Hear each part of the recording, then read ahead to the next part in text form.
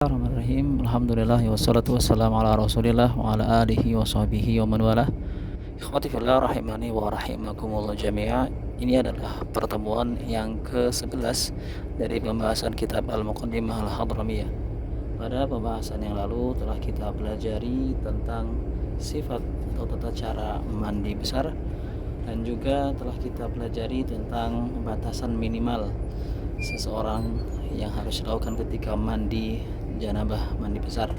Dan sekarang kita akan masuk ke pembahasan berikutnya tentang sunnah-sunnahnya seorang mandi. Sunnah ketika mandi, apa yang disunahkan untuk dikerjakan.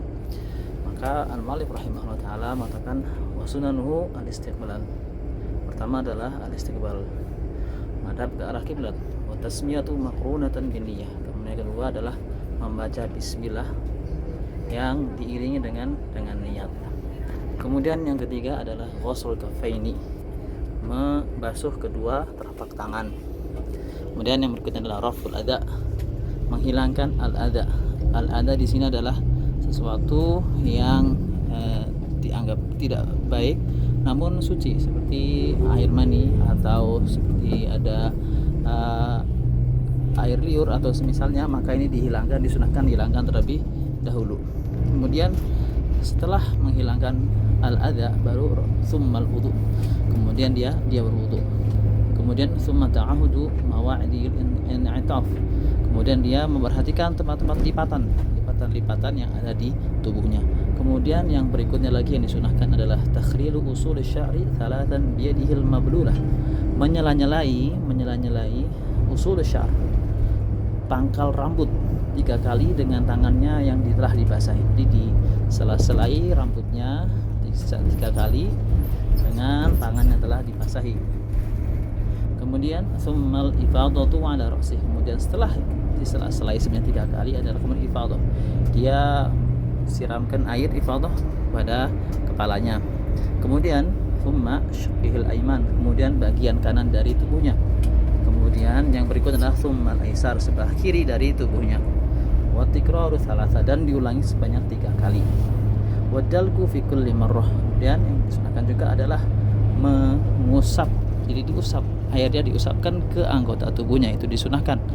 Yang wajib adalah air itu mengenai tubuhnya, walaupun tidak diusapkan seperti disiramkan atau dia masuk dalam air. Namun yang disunahkan itu adalah suatu yang wajib, yaitu airnya itu harus mengenai semua anggota tubuhnya. Namun disunahkan juga untuk mengusap pada anggota tubuhnya. Dan yang berikutnya istishabun niyyah, niat itu menyertai dalam hatinya dari awal sampai akhir. Kemudian berikutnya lagi adalah wala yanqusu ma'uhu an sa', airnya tidak kurang dari 1 sa', ya. Jadi 4 mud ya, 4 kedua tangan kalau kita tangkupkan sebanyak 4 kali itu 1 sa' ya. Disunahkan tidak kurang dari 1 sa'. Namun apabila kurang dari 1 sa' dan air tersebut sudah mengenai semua anggota badan, maka mandinya adalah sah. Namun disunahkan adalah agar tidak kurang dari 1 sa'. Kemudian bagi wanita disunahkan untuk membersihkan kemaluannya dengan misik ya,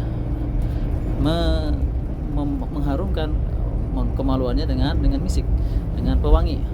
Al-Malik katakan wa antutbi'ul mar'atu ghayra mu'taddatil wafati atharad dami miskin, dan seorang perempuan yang bukan termasuk mu'taddah, bukan yang dalam masa iddah karena wafatnya suami, dia, kalau perempuan tersebut bukan termasuk kategori yang dalam masa iddah, agar dia membersihkan atau mewangikan bekas darahnya ya, di kemaluannya dengan misik, dengan pewangi. Tsumma bitibin, kemudian dengan misik, kemudian dengan tibin, kemudian bitin, tsumma bitin ya, dengan dikatakan melalui dengan tanah itu agar benar-benar hilang, agar dipastikan bisa dengan benar hilang darah yang tadinya ada.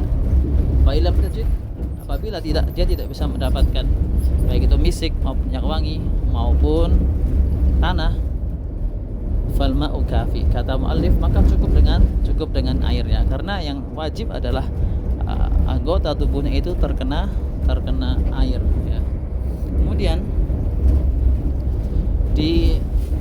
disunahkan juga alla yaghtasila min khurujil mani qabla al-baul. Kalau mandi janabah atau janabahnya hadas besar itu karena keluar air mani, maka dia disunahkan untuk tidak mandi sebelum dia kencing terlebih dahulu. Jadi kencing terlebih dahulu, kemudian baru mandi. Apabila ini karena janabahnya karena keluar air mani. Kenapa? Agar dipastikan benar-benar mandinya setelah keluar semua. Kemudian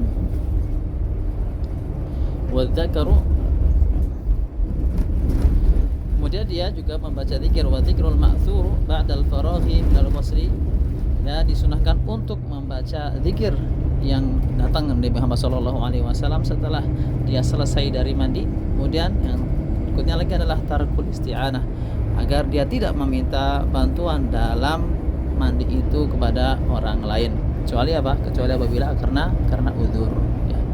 Kemudian kita masuk ke pembahasan yang berikutnya tentang makruhatnya, tentang hal-hal yang dimakruhkan untuk dilakukan ketika seorang mandi itu agar ditinggalkan, seorang itu meninggalkan hal ini ketika mandi walaupun hukumnya bukan haram, tapi dimakruhkan. Yang pertama adalah berlebihan dalam menyiram air ya.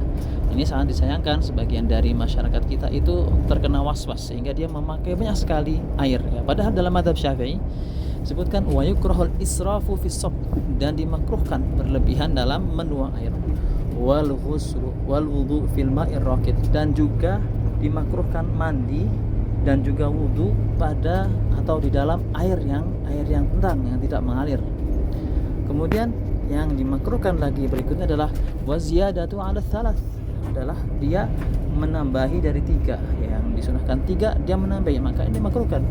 Kemudian yang dimakruhkan juga berikutnya adalah tarkul madmadati wal istinsyaq, meninggalkan madmadah, berkumur, dan beristinsyak, memasukkan air ke dalam hidung.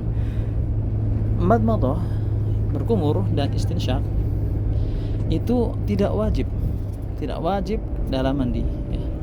Namun apabila seorang meninggalkannya maka itu makruh, hukumnya makruh.